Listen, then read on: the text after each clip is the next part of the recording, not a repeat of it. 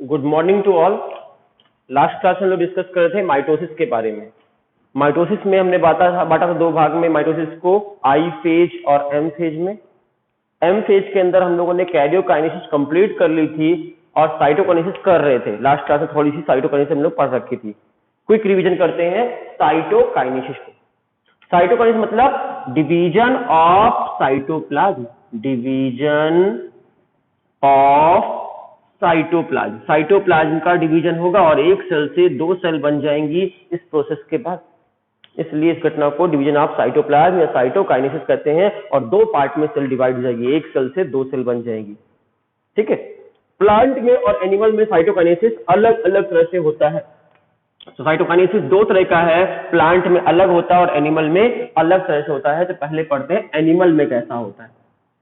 तो अगर हम देखें एनिमल में साइटोकाइनेसिस की बात करें, एनिमल में साइटोकाइनेसिस जो होती है वो उसमें किस प्रोसेस के दौरान होती है? Contraction and furrow formation.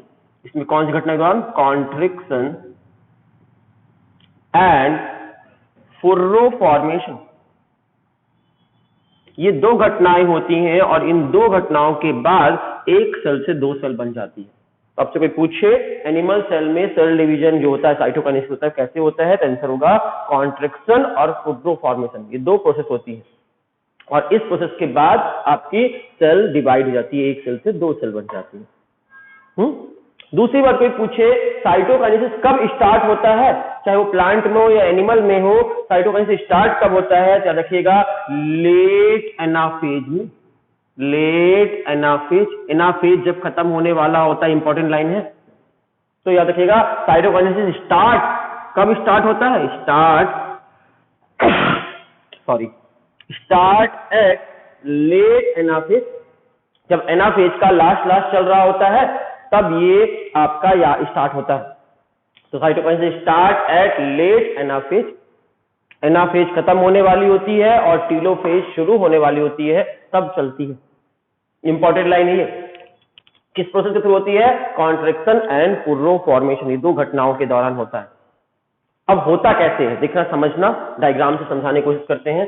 ये एक सेल है, ये उसका एक न्यूक्लियस है, ये दो न्यूक्लियस है, दो न्यूक्लियस बन चुके हैं। अब सेल को बीच से यहां से डिवाइड होना, आधा होना है। एनिमल की सेल है, क्या क्या करेगी? तो सबसे पहली घटना करेगी वो कि उसके पास जितने भी माइक्रोट्यूब्यूल्स होंगे उस सारे माइक्रोट्यूब्यूल्स को सेंटर में अरेंज कर लेगी। कि क्या अरेंज हो रहे हैं सेंटर में आकर? सेंटर बोले तो इक्वेटर। इक्वेटर मतलब होता है बीचों बीच में। तो all the microtubules are arrange in the equator. Microtubules arrange हो गए, फिर और किसको अरेंज करेगी? ऑल माइक्रोफिलामेंट को भी अरेंज करेगी। तो माइक्रोफिलामेंट भी आकर यहां अरेंज हो गए।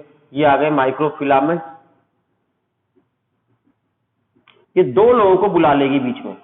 किस दो चीजों को बुलाएगी? माइक्रोट्यूब्यूल्स और माइक्रोफिलामेंट को बुलाएगी और बीच में एक लेयर जैसी बन जाएगी और बीच में जो लेयर बनती है उसे हम मिड बॉडी के नाम से जानेंगे। तो क्या बन गया सेंटर में? मिड बॉडी बन गई। मिड बॉडी के नाम से जानेंगे। बीचों बीच बनी है इसलिए मिड बॉडी कहेंगे। मिड बॉडी किस चीज की बनी होती है कोई पूछ ले आपसे? तो मिड बॉडी बनी हुई होती है माइक्रोफिलामेंट और माइक्रोट्यूब्यूल्स की। Microtubules and microfilament. ये आपको माइक्रोट्यूब्यूल्स माइक्रोफिलामेंट पहले पढ़ा चुके हैं सेल चैप्टर में। तो माइक्रोट्यूब्यूल्स और माइक्रोफिलामेंट मिलकर बनाते हैं मिड बॉडी। किस में बनाते हैं? एनिमल की सेल में। कब बनाते हैं? जब साइटोकाइनेसिस चल रही होती है। तो जब एनिमल की सेल में साइटोकाइनेसिस होती है उस समय मिड बॉडी बनती है। मिड बॉडी कहां बनती है? मिड में बनती है, सेंटर में बनती है, इक्वेटर में बनती है। तो इक्वेटर वाला पार्ट जो है, मिड वाला पार्ट है, वह मिड बॉडी बनती है। मिड बॉडी किसकी बनी होती है? माइक्रोट्यूब्यूल्स और माइक्रोफिलामेंट की बनी होती है। माइक्रोट्यूब्यूल्स माइक्रोफिलामेंट याद होंगे आपको। माइक्रोट्यूब्यूल्स में ट्यूबुलिन प्रोटीन होता है, माइक्रोफिलामेंट में एक्टिन प्रोटीन होता है और ये कॉन्ट्रैक्टाइल प्रोटीन है। आपको पहले पढ़ा चुके हैं ये सब कुछ। तो माइक्रोट्यूब्यूल्स में ट्यूबुलिन प्रोटीन होता है, कॉन्ट्रैक्शन रिलैक्सेशन कर सकता है, कॉन्ट्रैक्टाइल प्रोटीन है। माइक्रोफिलामेंट में एक्टिन नाम का प्रोटीन होता है, वो भी कॉन्ट्रैक्टाइल प्रोटीन है। आपका कॉन्ट्रैक्शन रिलैक्सेशन कर सकता है और कॉन्ट्रैक्शन रिलैक्सेशन कर सकता है इसलिए कॉन्ट्रैक्शन करेगा कि नहीं करेगा? हाँ करेगा। और ये कॉन्ट्रैक्शन रिलैक्सेशन करेंगे, मिड बॉडी में कॉन्ट्रैक्शन रिलैक्सेशन की घटना होगी और एक रिंग का फॉर्मेशन होगा। उस रिंग को बोलेंगे कॉन्ट्रैक्टाइल रिंग के नाम से जानेंगे। यहाँ पे एक रिंग बन जाएगी। अगला स्टेप, ये डायग्राम समझ में आ गया? अगला वाला डायग्राम बना के दिखाएं। एक रिंग बन जाएगी यहाँ पर और वो रिंग का नाम होगा कॉन्ट्रैक्टाइल रिंग। देखो रिंग कैसे बनेगी, ये एक रिंग बन जाएगी ऐसी, ये देखो, ये रिंग का फॉर्मेशन हो गया। और इस रिंग पे देखो यहाँ पर देखो, ये देखो यहाँ दरार आने लगी, यहाँ से ये रिंग अंदर की ओर घुसती हुई दिख रही है। अब देखो यहाँ से गड्ढा हो रहा है, यहाँ से गड्ढा हो रहा। क्यों हुआ? क्योंकि कॉन्ट्रैक्टाइल प्रोटीन थे इसमें, माइक्रोट्यूब्यूल्स और माइक्रोफिलामेंट में कॉन्ट्रैक्टाइल प्रोटीन थे, वो एक दूसरे के ऊपर स्लाइड करने लगे, फिसलने लगे और उनकी स्लाइडिंग की वजह से क्या होने लगा? एक रिंग का फॉर्मेशन हो गया। इस रिंग का नाम हो गया कॉन्ट्रैक्टाइल रिंग। और ये दोनों एक दूसरे पे स्लाइड कर कॉन्ट्रैक्टाइल रिंग का फॉर्मेशन कर लिए थे। मिड बॉडी से अब क्या बन गया? मिड बॉडी यहाँ पे किसमें कन्वर्ट हो गई? रिंग में कन्वर्ट हो गई। उस रिंग का नाम हो गया कॉन्ट्रैक्टाइल रिंग। कॉन्ट्रैक्टाइल रिंग के नाम से जानेंगे। और इस कॉन्ट्रैक्टाइल रिंग में क्या होगा? एक दूसरे में फिसलती जाएंगी और ये गड्ढा दरार जो है, फुर्रों का फॉर्मेशन हो गया। देखो ये फुर्रो बन गई, दरार, इधर भी फुर्रो बन गई, फुर्रो मतलब दरार, तो फुर्रो का फॉर्मेशन हो गया और ये फुर्रो धीरे धीरे गाढ़ी होती जाएगी। देखो फुर्रो इधर से इधर की ओर घुस रही है और इस साइड पे भी देखो फुर्रो क्या है, इधर से इधर आ रही है। ये फुर्रो अंदर की ओर घुसती जाएगी, घुसती जाएगी, घुसती जाएगी और कुछ समय के बाद एक सेल से दो सेल बन जाएंगी। तो क्या क्या हुआ? स्टेप नंबर 1, सबसे पहले मिड बॉडी बनी। मिड बॉडी किससे बनी? आपके माइक्रोट्यूब्यूल्स और माइक्रोफिलामेंट के मिलने से। फिर उसके बाद सेकंड स्टेप, कॉन्ट्रैक्टाइल रिंग का फॉर्मेशन हुआ और कॉन्ट्रैक्टाइल रिंग में स्लाइडिंग की वजह से एक सेल से दो सेल बन गई। इसमें फुर्रों का फॉर्मेशन किधर से किधर हुआ? बाहर से अंदर की हुआ, आउट से इनसाइड की ओर हुआ, आउटसाइड से इनसाइड की ओर फुर्रो फॉर्मेशन हो रही है। इसलिए इस तरह के फुर्रो फॉर्मेशन को बोलते हैं centripetal. Centripetal type. Centripetal type क्यों कहते हैं? आउटसाइड टू इनसाइड आ रहा है, बाहर से अंदर की ओर ही फुर्रो बन रही है, इसलिए इस तरह के कॉन्ट्रैक्शन को सेंट्रीपिटल टाइप का कहते हैं। खत्म हो गया, इतने ही स्टेप थे। एक बार हम लिख कर दिखा देते हैं आपको यहां पर। पहली बात, एनिमल में साइटोकाइनेसिस कब स्टार्ट होती है? लेट एनाफेज में। किस प्रोसेस के थ्रू होती है? कॉन्ट्रैक्शन एंड फुर्रो फॉर्मेशन के थ्रू। सबसे पहले क्या होगा? स्टेप नंबर 1, सबसे पहले माइक्रोट्यूब्यूल्स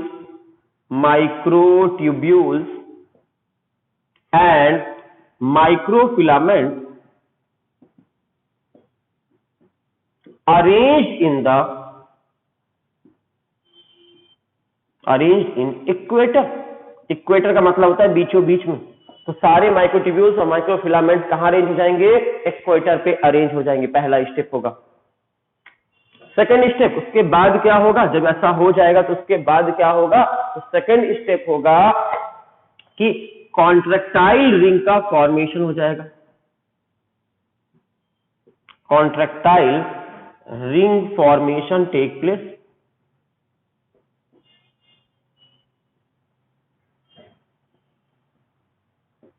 कॉन्ट्रैक्टाइल रिंग का फॉर्मेशन हो जाएगा, दूसरा स्टेप।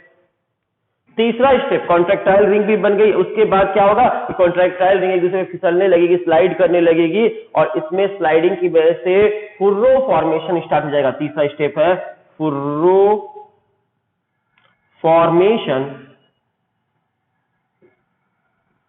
टेक प्लेस फ्रॉम, कहां से किधर? From outside to inside, outside to inside. Outside से स्टार्ट होगा और किधर हो जाएगा? इनसाइड। नोन एज, इसे किस नाम से जानेंगे? सेंट्रीपिटल। सेंट्रीपिटल टाइप कहलाएगा। एक लाइन यहां पे मिसिंग है, पूरा हो गया complete cytokinesis in plant animals. सिर्फ इतनी सी बात छूट गई कि माइक्रोट्यूब्यूल्स और microfilament arrange in the equator known as mid body. इन्हें किस नाम से जानेंगे? मिड बॉडी के नाम से जानेंगे। Equator known as mid body, known as mid body. Mid body के नाम से जानेंगे इन्हें। इस तरह आपको अगर ये समझ में आई तो साइटोकाइनेसिस इन एनिमल खत्म हो गया। एनिमल में साइटोकाइनेसिस किस प्रोसेस के थ्रू होता है? एक लाइन पे आंसर होगा contraction and furrow formation. Contraction और फुर्रो फॉर्मेशन में हेल्प कौन करते हैं? तो आपके माइक्रोट्यूब्यूल्स और माइक्रोफिलामेंट इस काम में मदद करते हैं और इन्हें मिड बॉडी के नाम से जानते हैं क्योंकि ये सेंटर में आकर अरेंज हो जाते हैं और इस तरह एक सेल से दो सेल बन जाती है और इसको बोलते हैं सेंट्रीपिटल टाइप का अरेंजमेंट हो रहा है। कौन से टाइप का सेंट्रीपिटल टाइप का डिवीजन हुआ? क्योंकि बाहर से अंदर की ओर आपकी फटती हुई जाएगी दरार। ये खत्म हो गया एनिमल्स में। अब हम बात करें, मिटा दें इसको, स्क्रीनशॉट वगैरह ले लिया आपने, जो लिखना था नोट डाउन कर लिया, पॉज करके नोट डाउन कर सकते हैं पॉइंट्स को, इंपॉर्टेंट पॉइंट है। अब बात करते हैं प्लांट में साइटोकाइनेसिस कैसे होगी। तो प्लांट में साइटोकाइनेसिस थोड़ी अलग होगी। इसमें भी साइटोकाइनेसिस लेट एनाफेज में ही स्टार्ट होगी, ये तो कॉमन रहेगा, लेट एनाफेज में यहां भी स्टार्ट होगी, लेकिन थोड़ा सा डिफरेंस होगा। तो साइटोकाइनेसिस में देखेंगे पहली बात, start at late anaphase, start at late anaphase, ये तो कॉमन है, लेट एनाफेज में स्टार्ट होगी, तो सेम सी बात है। लेकिन यहां पर कॉन्ट्रैक्शन और फुर्रो कॉन्ट्रैक्शन का प्रोसेस नहीं होगी। याद रखिएगा कि प्लांट में, हम प्लांट की बात कर रहे हैं, अभी किसके बारे में पढ़ने जा रहे हैं? प्लांट का पढ़ने जा रहे हैं। याद रखिएगा प्लांट सेल में फुर्रो का फॉर्मेशन नहीं होगा, सॉरी कॉन्ट्रैक्शन नहीं होगा। यहां पर लिखेंगे contraction does not take place. क्यों नहीं होगा? Does not, contraction does not take place, contraction नहीं होगा। क्यों नहीं होगा? कारण कोई पूछे क्यों नहीं होगा? क्योंकि यहां पर इसके सेल, जो एनिमल की सेल होती है उसमें सेल वॉल नहीं होता था, सिर्फ सेल मेम्ब्रेन थी, सॉफ्ट सेल मेम्ब्रेन, तो कॉन्ट्रैक्शन हो जाता था। लेकिन एनिमल की, प्लांट की सेल के चारों तरफ क्या होता है? रिजिड सेल वॉल होता है, एकदम हार्ड वाला सेल वॉल होता है और उसमें कुछ कॉन्ट्रैक्शन रिलैक्सेशन करना पॉसिबल नहीं है। तो क्या लिखेंगे? Contraction does not take place in plant cell due to presence of, क्यों नहीं होगा? Due to presence of rigid cell wall, rigid cell wall. Plant की सेल में रिजिड सेल वॉल होती है, एकदम हार्ड वाली सेल वॉल होती है और इस रिजिड सेल वॉल की वजह से प्लांट की सेल में कॉन्ट्रैक्शन रिलैक्सेशन हो सकता है कि नहीं हो सकता? नहीं हो सकता। कॉन्ट्रैक्टाइल रिंग कॉन्ट्रैक्शन नाम की प्रोसेस हो ही नहीं सकती।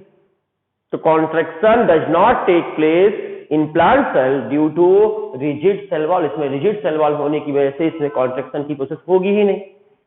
और कॉन्ट्रैक्शन ही नहीं होगा तो यहां पर कुछ डिफरेंट होगा। क्या होगा? यहां पर देखेंगे, डायग्राम से समझने की कोशिश करेंगे। यहां पे होगा क्या? ये प्लांट की सेल थी, ये उसका न्यूक्लियस था, ये दूसरा न्यूक्लियस था। सेल को डिवाइड करना है तो पहला काम क्या करेगी? जितने इसके पास गोल्जी बॉडी होंगे, सारे गोल्जी बॉडी को बुलाकर ले आएगी। कहां पर? सेंटर में। गोल्जी बॉडी, गोल्जी वेसिकल जो बोलो, Golgi body arrange in the equator. सारे गोल्जी बॉडी आकर इक्वेटर में अरेंज हो जाएंगे। इक्वेटर मतलब बीचों बीच में। ये कौन आकर अरेंज हो गए? Golgi body, Golgi vesicle. अब गोल्जी बॉडी इकट्ठे हो गए, पीछे पीछे इसको किस नाम जानेंगे? बहुत सारे गोल्जी बॉडी सेंटर में अरेंज हो जाते हैं, इसको क्या नाम जानते हैं? फ्रेगमोप्लास्ट के नाम से जानेंगे। फ्रेगमोप्लास्ट, फ्रेगमोप्लास्ट के नाम से जानेंगे। फ्रेगमोप्लास्ट का मतलब होता है many Golgi body arrange in the equator during the cell division. जब सेल डिवीजन होना है तो बहुत सारे गोल्जी बॉडी इकट्ठे हो जाएंगे सेंटर में और इन्हें हम फ्रेगमोप्लास्ट के नाम से जानेंगे। अब गोल्जी बॉडी आ गया, इसकी मां भी पीछे पीछे चली आएगी। गोल्जी बॉडी की मां का नाम इंडोप्लाज्मिक रेटिकुलम। तो यहां पर कौन आ गया पीछे पीछे? इंडोप्लाज्मिक रेटिकुलम भी आने लग जाएंगे, अरेंज हो जाएंगे। इंडोप्लाज्मिक रेटिकुलम ये भी आकर अरेंज हो गया। तो इंडोप्लाज्मिक रेटिकुलम भी बीच में अरेंज हो गया। और कौन आ जाएगा? तीसरा, स्पिंडल फाइबर के टुकड़े आ जाएंगे। स्पिंडल फाइबर जो आपके बने थे वो टूट रहे होंगे, कैरियोकाइनेसिस में जो टूटे होंगे, जो आपके एनाफेज में, सॉरी टीलोफेज में, तो स्पिंडल फाइबर के टुकड़े, स्पिंडल फाइबर के टुकड़े भी आकर यहां गिरा देते हैं। देखो स्पिंडल फाइबर के टुकड़े ये रहे स्पिंडल फाइबर के टुकड़े, fragments of spindle fibre. Spindle fibre के टुकड़े भी आकर यहां पर अरेंज हो गए और इस तरह एक स्ट्रक्चर बन गया सेंटर में जो क्या क्या चीजों से मिलकर बना है, 3 चीजों से मिलकर बना है। इसमें क्या क्या है, गोल्जी बॉडी, एंडोप्लाज्मेटिकुलम और स्पिंडल फाइबर के टुकड़े, ये 3 चीजें आपकी दिख रही हैं। और इन तीनों चीजों को एक साथ क्या नाम से जानेंगे, सेल प्लेट के नाम से जानेंगे। सेल प्लेट बन गई। सेल प्लेट किस चीज से बनी हुई है, 3 चीजों से। कौन कौन सी वो 3 चीजें हैं, पहली चीज है Golgi body plus endoplasmic reticulum plus fragments of spindle fibre, spindle fibre के टुकड़े। ये 3 चीजें अगर मिल जाती हैं, ये 3 चीज मिलकर बनाती है सेल प्लेट। तो आप याद रखिएगा कि प्लांट में सेल डिवीजन होने के लिए क्या बनती है, सेल प्लेट का फॉर्मेशन होता है। और इस सेल प्लेट के थ्रू बनता है आपका, फिर जाके बनेगा, सेल प्लेट के थ्रू बनेगा आपका सेल डिवीजन होगा। तो याद रखना ये क्या बन गई बीच में, सेल प्लेट बन गई। सेंटर में जो प्लेट बनी है सेल प्लेट के नाम से जानी जाएगी। और इस सेल प्लेट में क्या क्या होंगे, स्पिंडल फाइबर के टुकड़े, एंडोप्लाज्मिक रेटिकुलम, गोल्जी बॉडी, ये 3 चीजें होंगी। गोल्जी बॉडी को यहां फ्रेगमोप्लास्ट भी बोल सकते हो। तो फ्रेगमोप्लास्ट, एंडोप्लाज्मेटिकुलम और स्पिंडल फाइबर, 3 चीजें होंगी। और इस सेल प्लेट बन गई। इसमें जो गोल्जी बॉडी होंगे वो शांति से नहीं बैठते हैं। ये गोल्जी बॉडी करते क्या है, ये गोल्जी बॉडी इसमें से सिक्रीशन करते हैं, इनका काम है सिक्रीशन करना। और कौन सा केमिकल सिक्रीट करते हैं, कैल्शियम एंड मैग्नीशियम पैक्टेट नाम का केमिकल सिक्रीट करते हैं। Calcium pectate and magnesium pectate नाम का केमिकल सिक्रीट करते हैं। बताइए कैल्शियम पैक्टेट, मैग्नीशियम पैक्टेट आपको कहां पढ़ाए थे हम, किसी को याद आ रहा है? कैल्शियम पैक्टेट और मैग्नीशियम पैक्टेट, ये 2 केमिकल के बारे में आप पढ़े थे जब आप पढ़ रहे थे, क्या पढ़ रहे थे, सेल जब पढ़ रहे थे, मिडिल लेमिला। तो सेल का मिडिल लेमिला किसका बना होता है, कैल्शियम पैक्टेट और मैग्नीशियम पैक्टेट नाम के 2 केमिकल का बना हुआ होता है। मतलब ये मिडिल लेमिला बनाने काम आएंगे कि नहीं आएंगे, तो देखना मिडिल लेमिला बन जाएगा। क्या देखना, आपसे कोई पूछे मिडिल लेमिला किस चीज का बना हुआ होता है, कैल्शियम पैक्टेट और मैग्नीशियम पैक्टेट का। और मिडिल लेमिला बनाने का काम कौन करेगा, गोल्जी बॉडी करेगा। तो रिपीट कर रहे हैं, सेल प्लेट में जो गोल्जी बॉडी होती है, गोल्जी वेसिकल, वो कैल्शियम और मैग्नीशियम पैक्टेट बनाती है। और कैल्शियम मैग्नीशियम पैक्टेट से क्या बनता है, इनसे मिडिल लेमिला बन जाएगा, मिडिल लेमिला। तो बीचों बीच में ये क्या बन गया, मिडिल लेमिला बन जाएगा कुछ देर के बाद। और मिडिल लेमिला में दरार पड़ने लगेगी, फुर्रो फॉर्मेशन होगा। कहां से स्टार्ट होगी दरार, सेंटर से स्टार्ट होगी दरार। और ये सेंटर दरार जो है वो किनारे की ओर बढ़ती जाएगी, इधर भी बढ़ेगी, थोड़ा सा इधर बढ़ेगी, फिर थोड़ा इधर बढ़ेगी, थोड़ा इधर बढ़ेगी, फिर इधर बढ़ेगी, इधर बढ़ेगी, और लास्ट में ये कट कर 2 पार्ट में हो जाएगी। देख सकते हो कि 2 सेल बन गई, एक सेल ये और एक सेल ये। कहां से कहां दरार बढ़ी, दरार स्टार्ट हुई सेंटर से और किधर की ओर बढ़ी, दरार आपके कॉर्नर की ओर बढ़ी। सेंटर से कॉर्नर की ओर डिवीजन हुआ, इसलिए इसको सेंट्रीफ्यूगल टाइप बोलते हैं, सेंट्रीफ्यूगल टाइप डिवीजन बोलते हैं। सेंट्रीफ्यूगल को बोलते हैं, सेंटर से स्टार्ट हुई है और किनारे की ओर आई है। इतनी सी बात थी, समझ गए हो, लिख कर दे देते हैं अब हम जल्दी से। देखो क्या क्या हुआ। पहला स्टेप, कौन अरेंज होकर, Golgi body, Golgi body, GB मतलब गोल्जी बॉडी लिखे शॉर्टकट में, गोल्जी बॉडी या गोल्जी वेसिकल है। गोल्जी बॉडी अरेंज इन इक्वेटर, इक्वेटर।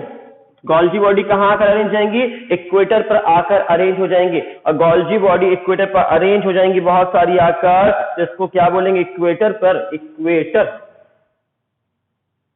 इक्वेटर पर अरेंज हो जाएंगी। और नोन एज, इन्हें किस नाम से जानेंगे, नोन एज फ्रेगमोप्लास्ट, फ्रेगमोप्लास्ट के नाम से जानेंगे। तो बहुत सारी गोल्जी बॉडी अरेंज जाएंगी इक्वेटर पर आकर और उन्हें हम फ्रेगमोप्लास्ट के नाम से पुकारेंगे। तो पहली बात मालूम चलेगी कि फ्रेगमोप्लास्ट बन गया। फिर अगला स्टेप क्या होगा, अगला स्टेप होगा कि endoplasmic reticulum, Golgi body and fragments of spindle fibre, तीन चीजें, endoplasmic reticulum, Golgi body and segments of spindle fibre arranged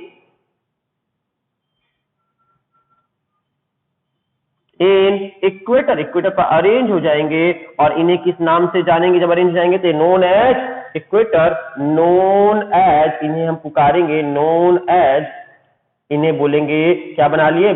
cell plate. Cell plate बनता है, तो आपसे कोई पूछे प्लांट में सेल डिवीजन करने के लिए क्या बनता है? सेल प्लेट का फॉर्मेशन होता है, सेल प्लेट का फॉर्मेशन करेंगे। यहाँ इंपॉर्टेंट लाइन क्या है? सेल प्लेट का फॉर्मेशन हुआ, पहले फ्रेगमोप्लास्ट बना फिर सेल प्लेट बनी। सेल प्लेट पे क्या क्या चीजें होंगी? तीन चीजें होंगी, एंडोप्लाज्मिक रेटिकुलम, गोल्जी बॉडी और फ्रेगमेंट्स ऑफ स्पिंडल फाइबर, ये तीन चीजों से मिलकर बना होगा। फिर सेल प्लेट में क्या होगा? अगला काम, ये गोल्जी बॉडी जो थी वो सिक्रीशन करना स्टार्ट कर देंगी। तो अगली बात है, गोल्जी बॉडी सिक्रीट,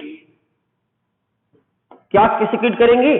कौन सा chemical? Calcium and magnesium pectate. Calcium pectate और मैग्नीशियम पैक्टेट नाम के दो केमिकल सिक्रीट करेंगे, calcium and magnesium pectate, and form, और इन दोनों केमिकल से क्या बन जाएगा? And form middle lamella. Middle lamella का फॉर्मेशन हो जाएगा। मिडिल लेमिला दो सेल के बीच में बनती, मतलब दो सेल, दो पार्ट में सेल डिवाइड हो चुकी है। लास्ट में क्या होगा? फुर्रो, दरार पड़ना पड़ेगी, furrow formation take place, furrow formation take place. अब लास्ट में furrow formation place take place हो जाएगी। कहां से कहां बनेगी? अंदर से स्टार्ट होगी बाहर की ओर, from inside, inside to outside, अंदर से बाहर की ओर बढ़ेगी। और नोन एज, जैसे किस नाम से जानेंगे? नोन एज आपका सेंट्रीफ्यूगल टाइप। कौन सा टाइप कहलाएगा? सेंट्रीफ्यूगल ऑर्डर कहेंगे इसको, अंदर से बाहर की ओर बढ़ रही इसलिए कहेंगे सेंट्रीफ्यूगल ऑर्डर। कौन से ऑर्डर में हुई? Centrifugal order. सेंट्रीफ्यूगल ऑर्डर का मतलब होता है किनारे से, सेंटर से शुरू होगी और किनारे की ओर आएगी। तो प्लांट्स में सेंट्रीफ्यूगल ऑर्डर में होता है, याद रखिएगा। प्लांट्स में कोई पूछे तो आंसर होगा सेंट्रीफ्यूगल ऑर्डर में हुआ, और एनिमल की सेल में सेंट्रीपिटल ऑर्डर में होता है। सेंट्रीपिटल और सेंट्रीफ्यूगल दो वर्ड आए, कंफ्यूज मत करना। प्लांट्स और एनिमल में से याद रखने का तरीका, एक ट्रिक बता देते हैं। एनिमल को पीटते हैं हम लोग, हाँ, एनिमल को पीटते हैं, इससे सेंट्रीपिटल, एनिमल की सेल में सेंट्रीपिटल, और प्लांट्स को नहीं पीटते हैं, इसलिए फ्यूगल, फंगस वगैरह सब प्लांट में। इससे प्लांट